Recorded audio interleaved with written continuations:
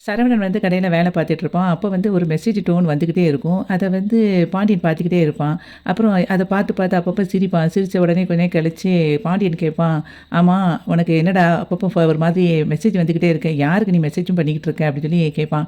சொல்லிட்டு அதுக்கப்புறம் திரும்ப சொல்லுவான், "அந்த பிள்ளைக்கு தான் பண்ணிக்கிட்டு இருக்கியா?" அப்படின்னு கேட்ட உடனே இவன் வந்து அமைதியாயிடுவான். அப்புறம் கொஞ்ச நேரம் கழிச்சு வந்து சரவணன் கேட்பான், "எப்பா உங்ககிட்ட ஒண்ணு கேட்கணும்." அப்படின்னு சொல்லி சொல்லுவான்.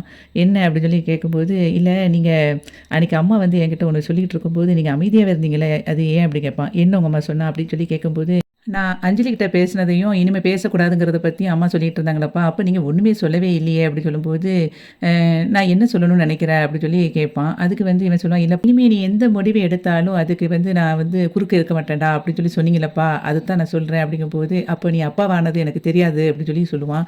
"என்னப்பா அப்படி சொல்றீங்க? நான் வந்து மயில ஏத்துக்கவே மாட்டேன். நானு குழந்தைய கண்டிப்பா நான் ஒரு அப்பாவா வளர்த்துக்கிடுவேன். ஆனா கண்டிப்பா நான் மயில வந்து ஏத்துக்கிடவே மாட்டேன்னோனே" பாண்டி அப்படி பார்த்துட்டே இருப்பான். "நான் எனக்கு வந்து ஒண்ணு வேணும் அப்படின்னு சொல்றதுக்கு வேணா எனக்கு உரிமை இல்லாம இருக்கலாம். ஆனா எனக்கு வேண்டான்னு சொல்றதுக்கு எனக்கு நெறைய உரிமை இருக்கு. எனக்கு மயில் என் வாழ்க்கையில வேண்டவே வேண்டாம்." அப்படின்னு சொன்ன உடனே அப்படியே அமைதியா இருப்பாரு பாண்டியன்.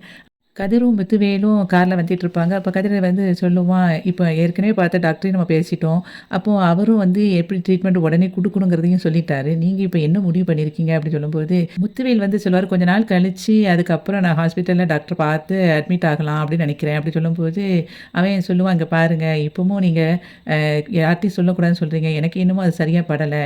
செக்கப்புக்கு யார்கிட்டயும் சொல்லாம போனோம். அது பிரச்சனை கிடையாது. ஆனா ட்ரீட்மெண்ட்டுங்கும்போது ஹாஸ்பிட்டல்ல தங்கி எடுக்கணும். அப்ப கண்டிப்பா வந்து வீட்ல உள்ளவங்ககிட்ட சொன்னா தான் நல்லது." அப்படின்னு சொல்லும்போது, அவன் சொல்லுவான், "இல்ல நான் உன்கிட்டயே ஏன் சொல்லணும்னு நெனச்சுக்கிட்டு இருக்கேன். நான் வீட்ல உள்ளவங்க எல்லாரும் சந்தோஷமா இருக்கிறத வந்து கெடுக்கணும்னு நான் விரும்பவே இல்ல. எனக்கு வந்து யார்ட்டயும் சொல்லக்கூடாது." அப்படின்னு சொல்லிட்டு, "நீயும் வந்து கோமதி, ராஜி யார்கிட்டயும் தயவுசெய்து சொல்லிறாத." அப்படின்னு சொல்லி சொல்லுவான். அப்ப அவன் சொல்லுவான், "இல்ல நான் அவங்ககிட்டலாம் சொல்லப் போறது கிடையாது. ஆனா சொன்னா எல்லாரும் உங்ககிட்ட கொஞ்சம் கஷ்டப்படுவாங்க. அதுக்கப்புறம் உங்களுக்காக வந்து எல்லாரும் சப்போர்ட்டா இருப்பாங்கல்ல." அப்படி சொல்லும்போது, "இல்ல எனக்கு யாருடைய சந்தோஷத்தையும் கெடுக்க விருப்பம் இல்ல." அப்படி சொல்லிருவான். "சரி யாரும் வரலைனாலும் பரவால்ல. ஆனா நான் கண்டிப்பா வருவேன் உங்களுக்கு துணையா. நீங்க எந்த நாட்ல போய் ட்ரீட்மெண்ட் எடுத்தாலும் நான் கண்டிப்பா வருவேன்." அப்படி சொல்லி சொல்லுவான். அப்ப அவன் சொல்லுவான், "நீ உன்னோட வேலைய இப்பவுமே வந்து போட்டுட்ட. உனக்கு வந்து கஷ்டம். நீ வராம நானே போய்க்கிடுவேன்." அப்படி சொல்லும்போது, "அப்படிலாம் உங்கள வந்து விட முடியாது. நான் உங்க கூட கண்டிப்பா கடைசி வரைக்கும் நான் ட்ரீட்மெண்ட் முடியிற வரைக்கும் இருப்பேன்." அப்படி சொல்லி சொல்லுவான். உடனே அதுக்கப்புறம் முத்துவேல் சொல்லுவான், "எனக்கு இன்னொரு உதவி பண்ணுவியான்னு?" கேட்பான். "என்னது?" அப்படின்னு சொல்லி கேட்கும்போது, "இல்ல எனக்கு அம்மா வந்து என் கூட இருக்கணும்.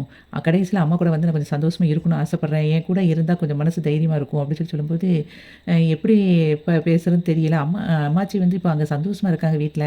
அப்படிங்கும்போது, "இல்ல என் கூட கொஞ்ச நாள் இருக்கணும்னு ஆசைப்படுறேன்."